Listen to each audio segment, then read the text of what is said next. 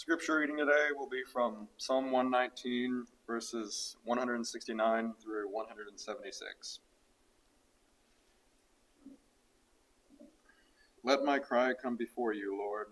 Give me understanding according to your word. Let my pleading come before you.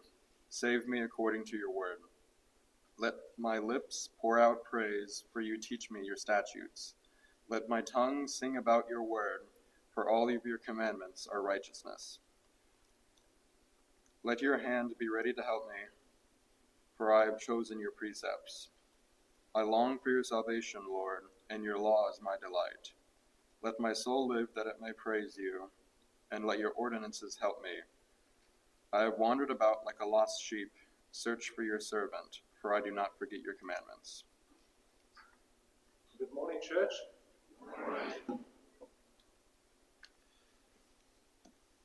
Imagine if you could have been in Jerusalem, in Israel, in Judea, so many years ago, and seen some of the amazing things depicted by our sacrificial lamb.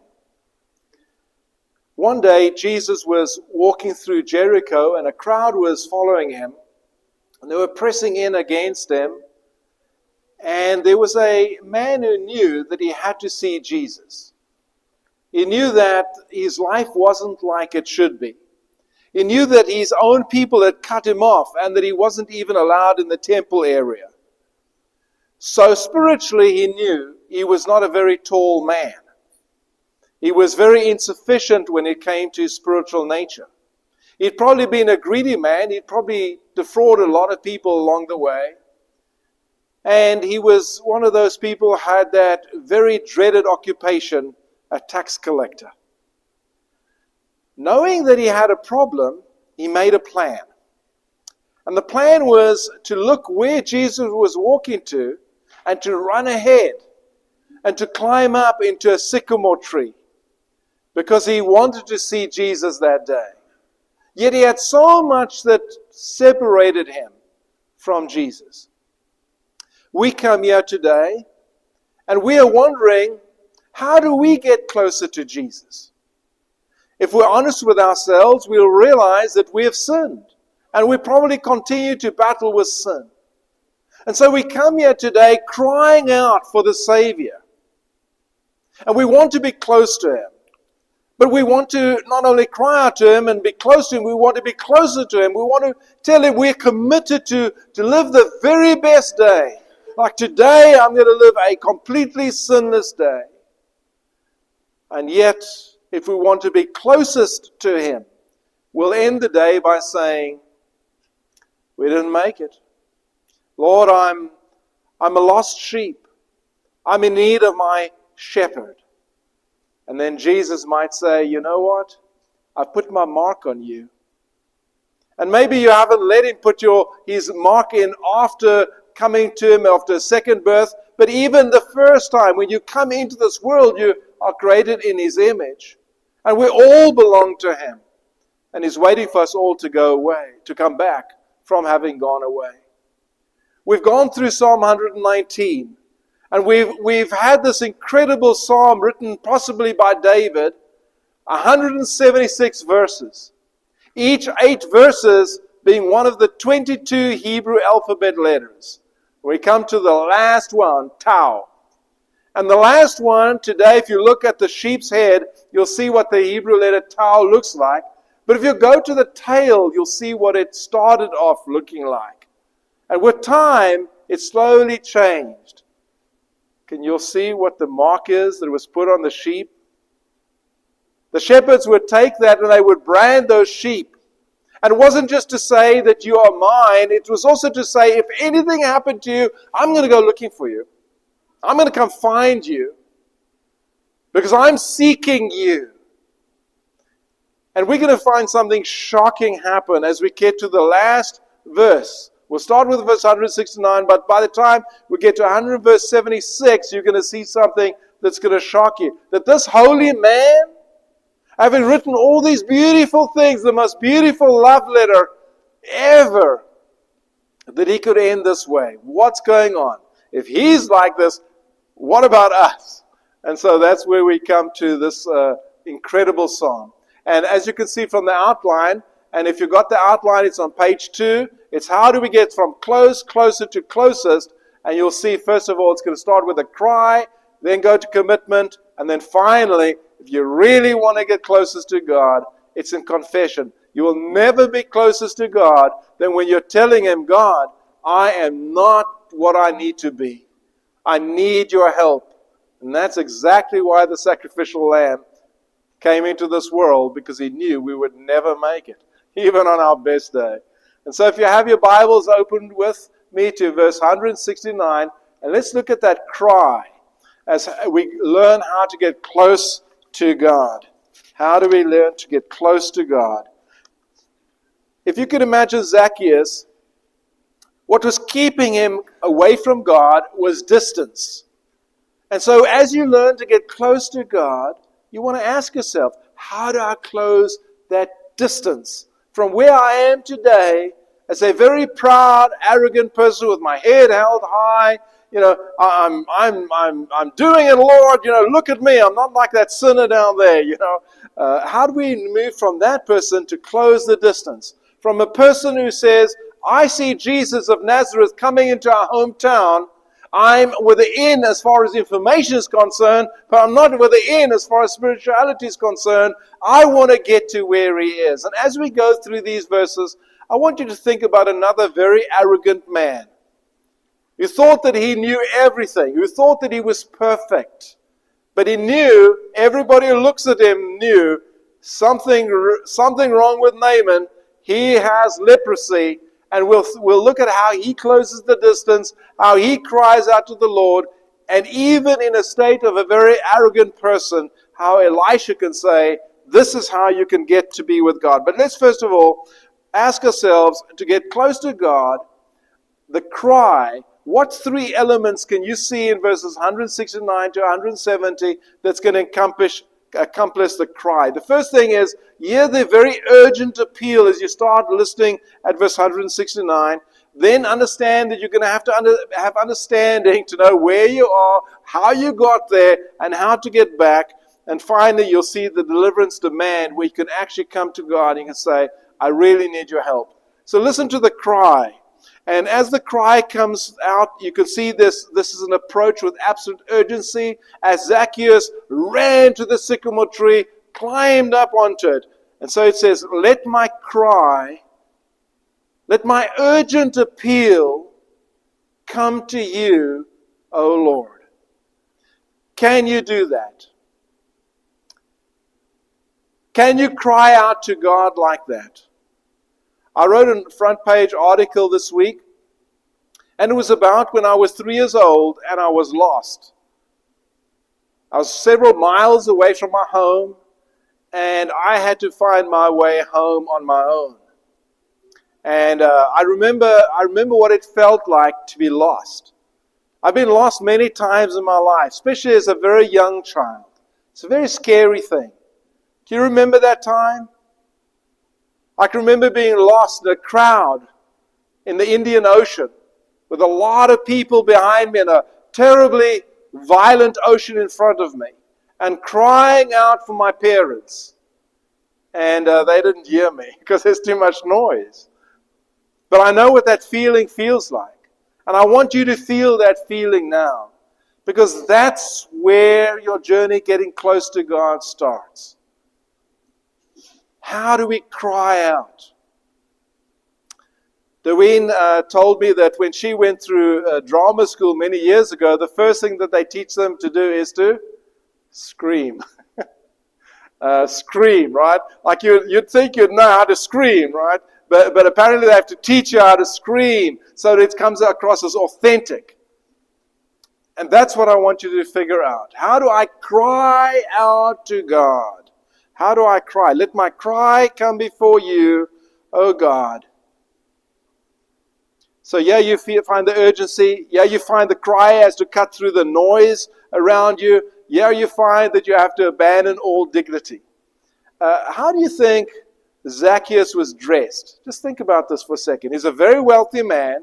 He's short in stature, and he wants to make an impression. Do you think he would have been dressed in the latest fashion that anybody could recognize his wealth? I sure think he was. You can maybe think about him today's terms as somebody with a brand new tuxedo. Somebody who only wears it one time. Every day you'll wear a brand new tuxedo. Now imagine that guy. He's desperate to see Jesus. He disbands all dignity, and he climbs up one of those pillars to get to the balcony. And he's always been so dignified, and pretty soon some of the children look and say, "Hey, look at Zacchaeus. Isn't that funny? Look at him. He's hiking up his robes. I never thought I would see this, And there he climbs up. He's getting above the noise. He's disbanding all dignity. He knows he is lost. That's where we have to start. When you want to get close to God, you have to realize you're lost. How many times did Paul die in his life? I die daily. It's not a one-time thing, folks. You don't deal with sin one time and say, okay, now we're done, let's just move on. No, not if you want to be close to God. You be honest. Be honest. I had a man recently visit with me, and he messed up. I asked him about the journey. I said to him, listen, I'm going to be your accountability partner. Every time you mess up, I'm going to ask you some very, very embarrassing, very specific questions. And I asked him some very, very embarrassing, very specific questions, so that the pain is worse than the pleasure. Every time he messes up, if he messes up again, he knows what he's in for.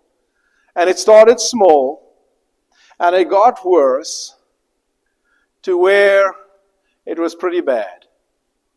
And I said to him, did your wife know about it? No.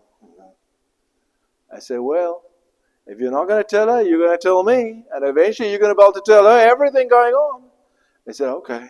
I said, but you know what? Somebody's always looking. You know who's always looking? Who's always looking? Imagine your worst acting out where you're portraying it in a drama class or whatever, and it's acting out in 3D over here. Your worst, darkest moment, the one you don't want anybody to see, it's right here live for everybody to see. Where would your head be? Can you feel that concrete underneath your feet? You'd want to put your head through that concrete. But what's the truth? Someone's always watching. God's always watching. When you can realize that, then your cry will come. You know what we like to do when that happens? Well, let me tell you why I'm that type of person. It's you. It's your fault. You did it. That's why I'm where I am today. That's what we like to do. We don't want to deal with it. We don't want to take responsibility, but we must. And so we start with a cry. And then not only do you need the cry, but you need to know how you got there. You need to know why you got there. You need to know how to get back. So you need to see clearly. And so it says here in verse 169, the second half, give me understanding. Give me understanding. Zacchaeus says, I need to see Jesus. I can't see him here. I need to get myself to a situation that's going to take my dignity and all that. I need to get out of the noise. I need to get to where I can focus on what's actually happening in my life. I need to know why I wandered away as a sheep, and I need to know how to return. Give me understanding according to your word. And then comes the deliverance demand. Zacchaeus might have tried everything to get back. Maybe you've tried everything, and nothing is working. You know the prayers of the elders? That's the one that we should really look at when we've tried everything. You need to come forward in the invitation time. You need to say to the elders, I need you all to pray with me. And James chapter 5 verse 14 says that's what you must do, and it really works. And so Zacchaeus needs to know he's exhausted all options. He tries one more final attempt, and he surrenders his pride by saying, let my plea come before you. Deliver me according to your word. And so in 2 Kings chapter 5, we find Naaman. And he's a very important man, and his boss, the general, maybe the king, really honors him, even though he is covered from head to toe with leprosy. And he wants to know, is there any way to get rid of this leprosy? And a young Hebrew servant working for him has heard about Elisha and says, there is a man that can help you. And he imagines going to Elisha and Elisha coming out and bowing down before him like everybody does, because this is a very powerful guy. And Elisha doesn't. He just sends a message, do this. Go dip yourself in the Jordan 7 times and your leprosy will be gone. And he leaves angry. You see, he's close. He's getting to where he can get away from everything else, but he has to get rid of the dignity here, and he's really struggling with this. And the little Hebrew servant says, Father, you must do what this man told you to do. This is a mighty word he's given you.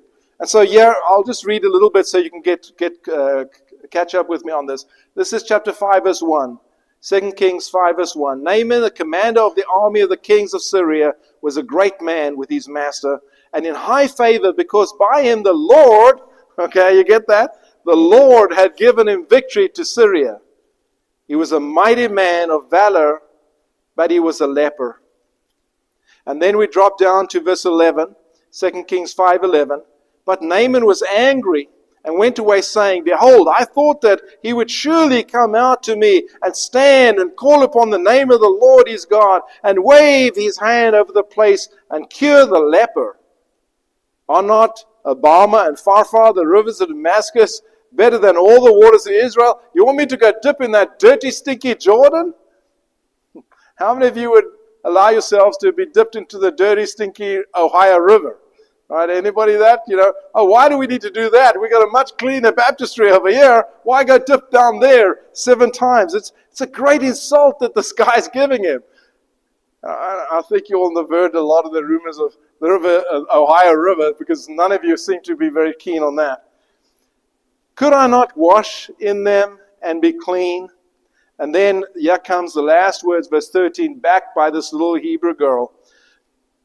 My father, it is a great word the prophet has spoken to you. Will you not do it? How many times has a sermon got you to the point of saying, you know what? I need to be baptized today. If I die right now, I'm going to be in trouble. But it brings you to the brink, and for whatever reason, whoever you're angry with, whatever projection you can do, you'll do it. Or whatever other excuse the devil will give you. I mean, he'll keep giving you these excuses as long as you'll listen. But at some point, you need to know it's not about anybody else. It's between you and God. And it's a very easy thing He's asked you to do. But it's very humiliating. Ryan, let's pretend you haven't been baptized. And you come and you've worked hard to get where you are and everything like that. And I say to you, we need to put on a piece of a baptismal garment over here. It's a universal one fit all, right? And you allow yourself to be humiliated like that. And you come over here and you allow yourself to be dipped backwards. I mean, that's humiliating, isn't it? Why does He ask us to do? I don't know. It's not humiliating if you know what it is for. But if you're thinking about it like I've just described it, you're not ready for this. You need to get to where you see the leprosy. You need to see what Jesus sees. How do we go from being close to getting closer? How do we move from the cry to where He sees us in the tree, to where we come down and we say, I am now committed to walk a perfect life before you? How do we go from this so that we have that level of devotion towards Him? And so you'll see as you make this commitment, you'll see that there's a promise proclamation. You'll see that this is a personal choice. It's got nothing to do with anybody but you. And you'll see that there's a very patient yearning that's going to be there always. First of all, look at verse 171 and notice the promise proclamation. I will pour forth praise. This is literally, I will gush out like a river. My commitment to God is unstoppable praise. My lips will pour forth praise. For you teach me your statutes. And then he says, this unstoppable, no one can contain it. Verse 172, my tongue will sing of your word, for all your commandments are right. And then we go on to verse 173. We see this is a very personal thing going on. Let your hand be ready to help me, for I have chosen your precepts. This is commitment. I have chosen to follow your word. You know, commitment, I don't know how many commitments you've had in your life or what you make commitments for, but sometimes our commitments can be misguided. You could have some wonderful commitments today. I heard this from Deween, and apparently she'd heard it from Robert and Candy. I don't know if you were involved in this. This is secondhand. I haven't checked out the story. But there are a couple of kids in Florence that are violating Boone County health regulations, right? They are selling lemonade at a lemonade stand. And when you drink that lemonade, they tell you to hurry up because they only have 2 cups. Is that right? So that's correct, right? I mean, they committed, aren't they? I mean, they really committed.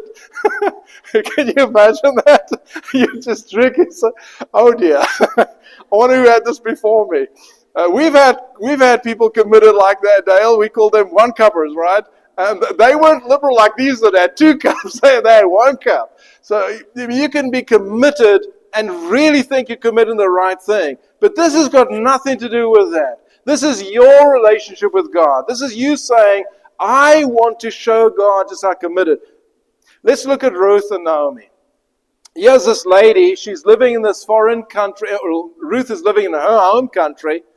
Naomi comes with her husband and 2 sons, and they go to this foreign land, and their sons die, and the husband dies, and she's leaving. And this one lady, a daughter-in-law, Ruth, she says to her, I'm going to stick with you. I'm not going to go to my home country where I have these gods that I grew up with. I'm comfortable with them. I'm going to go to my home country, to my family of origin, because my family of origin will take me in. Maybe I can get married again. No, she doesn't do that. She says she's going to go with her mother-in-law back to Jerusalem, where she doesn't know. It's a strange country. And her mother-in-law is about to change her name to Mara, meaning bitter. How many of you would like to have a mother-in-law whose name is about to become bitter, right? And she says this. She says, where you go, I will go. Now, I want to imagine you making this commitment with Jesus. He says you need to go into all the world. Where you go, I will go. Where you lodge, I will lodge. Lord, where you put your head down at night, I will put my head down at night. You know where that is, right? Where your God will be my God, your Father, Jesus, will be my Father, right? Where you die, where was that on a cross? Where you die, I will die. Where you're buried, I will be buried. Are you able to make that commitment? This lady did it. Do not urge me to leave you or to return from following you. This is Ruth chapter 1, 16 and 17. For where, listen to the progression, it's very clear. For where, number 1, you go, I will go. Where you lodge, I will lodge. Your people shall be my people. We can add that one if we want to. Your God will be my God. Where you die, I will die. There is a progression here in commitment. You can see it so clearly. You want to get close to God? Cry out to Him. No dignity. Admit who you are. Cry out to Him. You want to get closer? Not only should you cry out to Him, but make this commitment that you're going to even up to where you're going to die with Him. Where He died, you will die. All the way. I'm going to go. By the way, if Jesus had to go today, where would He go? What would He be doing?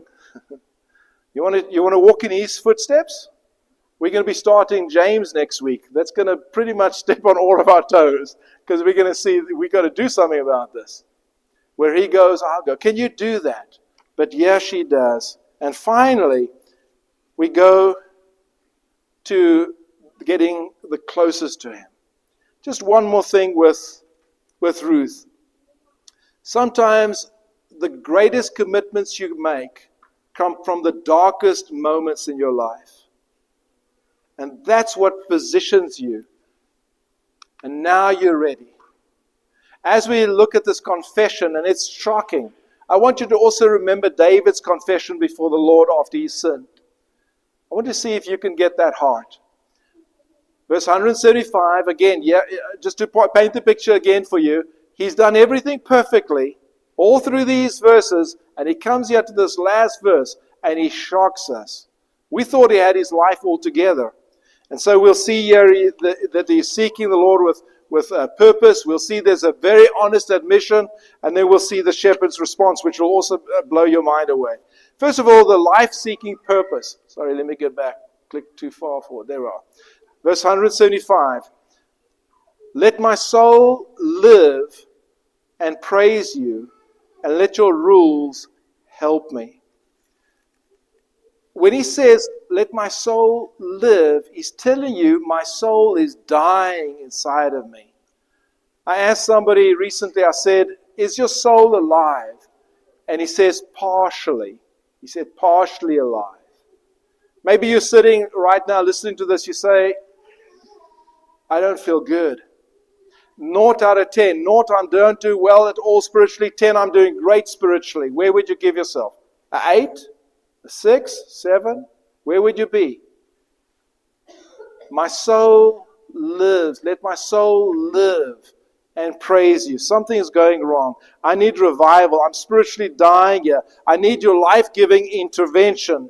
Let your rules help me. I'm helpless without you. So as you get closer to God and you get to confession, you need to know you're helpless. And then listen to these words. I have gone astray like a lost sheep. After having written one of the most beautiful Psalms in the whole Bible, the longest book written in the Bible, you open the book of Psalms, the whole Bible, you just let the Bible fall open, you'll probably hit Psalm 119. And this is what he says. I have gone astray like a lost sheep. Yes, shocking honesty. Gone astray means to be wandering aimlessly. He stopped pretending and he starts admitting. Sometimes the biggest liar in your life is the one that looks back at you in the mirror. In 2 Samuel chapter 12, David has now thought he got away with it. He's had an affair with Bathsheba. She's pregnant with a child. Her husband, he's had him executed, put into the front of the war, and everybody pulled back, and he was killed just like David knew he would. And life is going on, and nobody knows. Nobody knows just what a big hypocrite you are. Nobody knows just how messed up your life is. Unless you feel like I'm insulting you right now, I'm talking to myself as well. And I'm telling you, we're never closer to God than when we get to this point. But the final one really blows me away. I've gone astray like a lost sheep. Seek your servant. For I do not forget your commandments. Okay, I don't forget your commandments. But who seeks who? Does the sheep seek the shepherd, or does the shepherd seek the sheep? What do you think? You see? You feel worthless? You feel like no one can ever help you?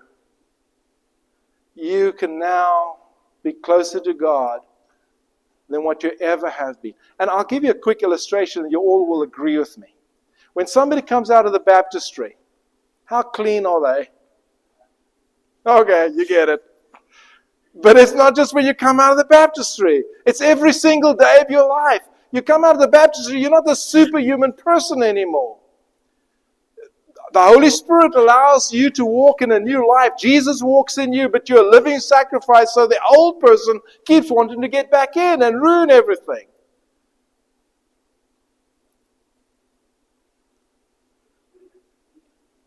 Jesus looks up into that tree. Zacchaeus? Wow. How did he know your name? How did he know your name when he looked up in the tree and saw you there? He knew your name. You know why? He's the shepherd, and you the sheep. Come down, for I must eat at your house today. There's the cry. You come down, and Lord, I'm going to do everything. I'm going to sell half of all that I have to the poor, and I'm going to give to the poor. And if I've defrauded anybody, I'm going to give back 4 times. And what happens here? Zacchaeus, hurry, come down, for I must stay at your house today, verse 5, verse 8. And Zacchaeus stood and said to the Lord, Behold, Lord, half of my goods I give to the poor, and if I've defrauded anyone of anything, I restore it fourfold. Listen to verses 9 and 10 of Luke chapter 19. Today salvation has come to this house, since he also is a son of Abraham. For the Son of Man came to seek and save the lost. You want him to seek and save the lost? Then admit who you are.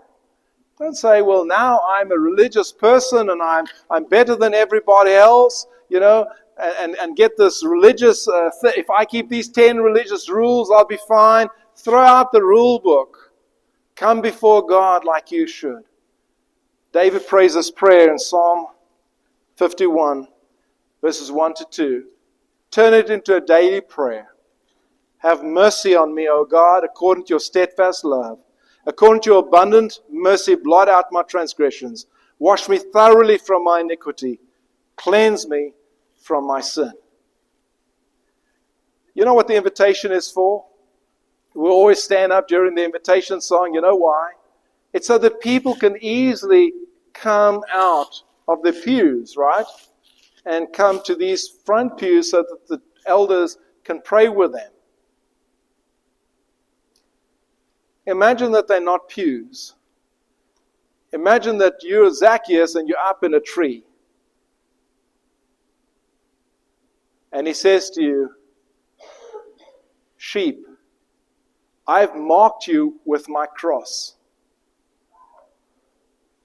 Come out, come down, for I must have fellowship with you today. If you haven't been baptized yet, this is an invitation for you to do that. This is an invitation for you to stop staying in the tree, to come forward here and to let this church know you want to be baptized. You can't stand to live like this one more moment. But if you thought that was a one-time event and you don't need to confess ever again, then this is the time to correct that. Whatever your need is, please come forward right now as together we stand and sing. With our